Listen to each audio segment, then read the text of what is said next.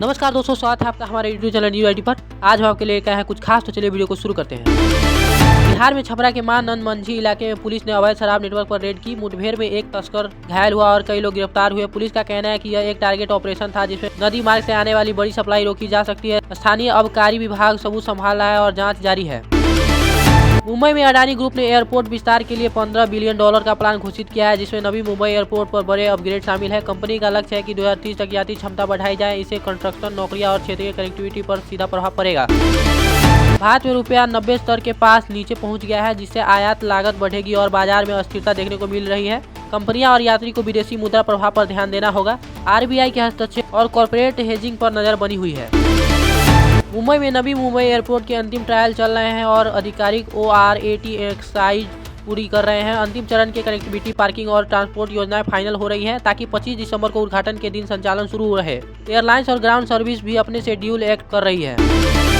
दिल्ली में हालिया उपचुनाव में बीजेपी ने अधिकांश बार जीते। पार्टियां अपने ग्राउंड राजनीति और राजनीतिक मुद्दों को विश्लेषण कर रही है। स्थानीय नेता वोटर टर्नआउट और बूथ स्तरीय मुद्दों को देखकर अगला प्लान तैयार कर रहे हैं। बिहार में पटना साहिब के प्रकाश पर्व के लिए रेलवे ने कुछ ट्रेनों को शॉर्ट स्टॉपेज दिया है। यात्री सुविधा, भीड़ नियंत्रण और सुरक्षा के लिए अतिरिक्त स्टाफ लगाए गए हैं। लोकल ट्रैफिक मैनेजमेंट प्लान भी सक्रिय हैं। हरियाणा में भोडसी जेल के कैदियों के लिए 3 साल का कंप्यूटर साइंस डिप्लोमा शुरू हो रहा है। अधिकारियों का लक्ष्य है पुनर्वास और रिहाई के बाद नौकरी के अवसर प्रदान करना। कौशल प्रशिक्षण से अपराध की पुनरावृत्ति कम करने पर फोकस है। दिल्ली में DDT की लेटेस्ट ऑक्शन में 81 पॉइंट पर भारी बोली लगी और राजस्व रिजर्व वैल्यू से काफी ऊपर गया। अधिकारी का कहना है कि सुधार और नई प्रोसेसिंग से भागीदारी बढ़ेगी। यह शहर की रियल एस्टेट भावना को प्रभावित करेगा। उत्तर प्रदेश में प्रशासन ने संदिग्ध अवैध प्रवासियों को वेरिफिकेशन तेज कर रहे हैं को कहा गया। घर घर जाकर और दस्तावेज अभियान चल रहे हैं। स्थानीय पुलिस और नागरिक एजेंसियां मिलकर काम कर रही है। मुंबई में उपनगरों से रात में चोरी और गाड़ियों की चोरी की रिपोर्ट आई है। पुलिस पेट्रोलिंग और CCTV मॉनिटरिंग बढ़ाई गई है। नागरिकों को सतर्क रहने और किसी भी संदिग्ध गतिविधि की रिपोर्ट करने को कहा गया। भारत में अडानी के विस्तार प्लान से वैश्विक एविएशन कंपनियां और निवेशक रुचि दिख रही हैं। Airlines route plan, cargo, logistics और एयरपोर्ट सेवाएं इसके लंबी अवधि से प्रभावित का मूल्यांकन कर रही हैं। निवेश का असर स्थानीय अर्थव्यवस्था पर भी देखा जाएगा। बिहार में पुलिस ने कुख्यात अपराधियों के खिलाफ संपत्ति जब्त के डॉसियर तैयार किए हैं। लक्ष्य है अवैध भूमि और संपत्ति नेटवर्क को खत्म करना है। कानूनी टीमें कोर्ट में फाइनल और रिकवरी ऑपरेशन के लिए तैयार है।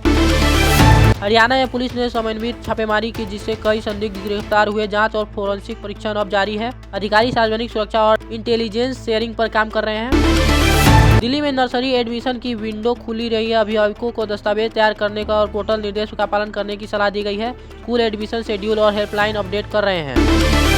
उत्तर प्रदेश में परीक्षा संचालन और सुरक्षा तैयारी की हाई लेवल समीक्षा की गई। परीक्षा केंद्रों और प्रोकट्स और टेक्नोलॉजी सेटअप का निरीक्षण किया गया ताकि सुचारू रूप से परीक्षा हो सके।